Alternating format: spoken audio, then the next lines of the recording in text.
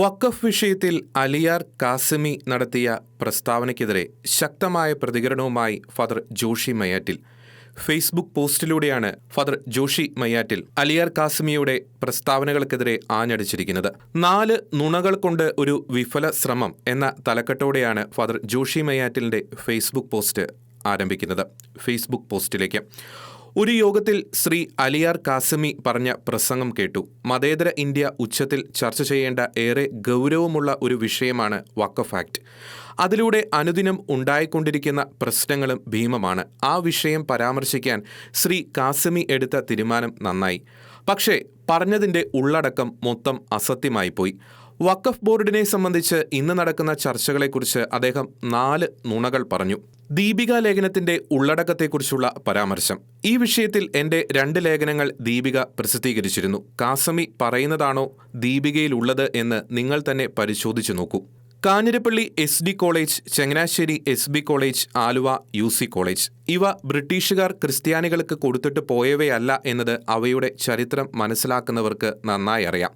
ശ്രീ കാസിമി പറയുന്നത് പോലെയാണോ കാര്യങ്ങൾ എന്ന് ആ കോളേജുകൾ തന്നെ ഇനി വ്യക്തമാക്കട്ടെ. ഭരണഘടനയുടെ ചൈതന്യത്തിന് നിരക്കാത്ത വ്യക്തി നിയമങ്ങൾ. ഏതായാലും ക്രൈസ്തവർക്കിടയിൽ അത്തരം ഒന്നുപോലും ഇല്ല എന്നത് പട്ടാപ്പകൽ പോലെ വ്യക്തമാണ്. അതിനാൽ തന്നെ ഏകീകൃത സിവിൽ കോഡ് ക്രൈസ്തവർക്ക് ഒരു പ്രശ്നവും ഉണ്ടാക്കാൻ പോകുന്നില്ല. ക്രൈസ്തവർ നടത്തുന്ന ഏത് സ്ഥാപനമാണ് ഭരണഘടനയ്ക്ക് കീഴിലല്ലാത്തത്? കാനൻ നിയമം ഏത് കാര്യത്തിലാണ് ഈ പ്രസ്ഥാനങ്ങൾക്ക് അടിസ്ഥാനമായിരിക്കുന്നത്? ശ്രീ കാസിമി തന്നെ വ്യക്തമാക്കണം. വഖഫ് ബോർഡ് ആരുടെയും സ്ഥലത്തിനായി അവകാശവാദം ഉന്നയിക്കാറില്ല എന്ന പരാമർശം ഇതൊരു തമാശയായേ കാണാനാകൂ. ഇനി താജ്മഹലിനും ചെങ്കോട്ടയ്ക്കും ഇന്ത്യ മുഴുവനും വേണ്ടി വഖഫ് ബോർഡ് അവകാശവാദം ഉന്നയിക്കുമോ എന്ന് ചോദിച്ചത് ദീപികയല്ല, മധ്യപ്രദേശ് ഹൈക്കോടതി ജസ്റ്റിസ് ഗുർബാൻ സിംഗ് അഹ്ലുവാലിയ ആണ്. ആർക്കിയോളജിക്കൽ സർവേ ഓഫ് ഇന്ത്യക്കെതിരെ 3 ചരിത്ര സ്മാരകങ്ങളും അവ ഉൾക്കൊള്ളുന്ന പറമ്പുകളും തങ്ങളുടേതാണെന്ന് വഖഫ് ബോർഡിന്റെ 19/7/2013 വിധി തീർപ്പ് തള്ളിക്കൊണ്ടുള്ള 2024 ജൂലൈ 26 പ്രഖ്യാപനത്തിലാണ് ഈ ചോദ്യം ഉയർന്നത്. കാസിമി മറച്ചുപിടിക്കാൻ ശ്രമിക്കുന്ന യഥാർത്ഥ വിഷയം ഇന്ത്യൻ ഭരണഘടനയുടെ മതേതരത്വത്തിന് ചേരാത്ത ഒരു നിയമനിർമ്മാണത്തിന്റെ മറവിൽ ശരീഅത്ത് നിയമം മറ്റുള്ള ഇന്ത്യൻ പൗരന്മാരുടെ മേൽ അടിച്ചേൽപ്പിക്കുന്നതാണ് വഖഫ് ബോർഡ് നടത്തുന്ന കൊള്ള. അതിനാൽ നിയമപരിരക്ഷയുള്ള കൊള്ളസംഘം എന്ന ദീപികയിലെ പദപ്രയോഗം കൃത്യമാണ്. വഖഫ് കൊള്ളയുടെ ഏതാനും ഉദാഹരണങ്ങൾ ഇതാ.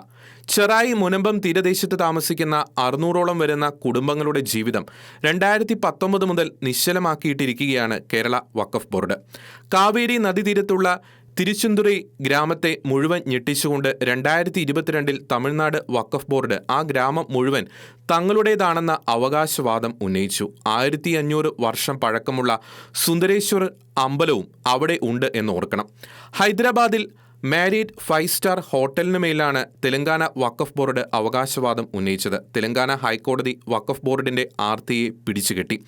ഉടമസ്ഥാവകാശം ഇല്ലെങ്കിലും എപ്പോഴെങ്കിലും ഒരു പ്രോപ്പർട്ടി ഉപയോഗിച്ചവർ വഖഫായി നേർന്നതിന്റെ പേരിൽ തർക്കത്തിലായ ഭൂമികളും കെട്ടിടങ്ങളും ഇന്ത്യയിൽ അനേകമുണ്ട്. മതപരമായ കാര്യങ്ങൾക്കായി ഉപയോഗിക്കപ്പെട്ട കെട്ടിടമോ സ്ഥലമോ പിടിച്ചെടുക്കാൻ ട്രൈബ്യൂണലിന് ശുപാർശ നൽകാൻ വഖഫ് ബോർഡിന് അധികാരം നൽകുന്ന 39(3) വകുപ്പിന്റെ പ്രയോഗമാണ് അലഹബാദ് ഹൈക്കോടതി സമുച്ചയത്തിലെ മോസ്ക് പൊളിക്കുന്ന വിഷയത്തിൽ വഖഫ് ബോർഡ് നടത്തിയത്. താമസത്തിനായി വാടകയ്ക്കെടുത്തിരുന്ന സ്ഥലത്ത് തങ്ങൾ 1950 മുതൽ നിസ്കരിച്ചിരുന്നു എന്നതായിരുന്നു അവരുടെ വാദം.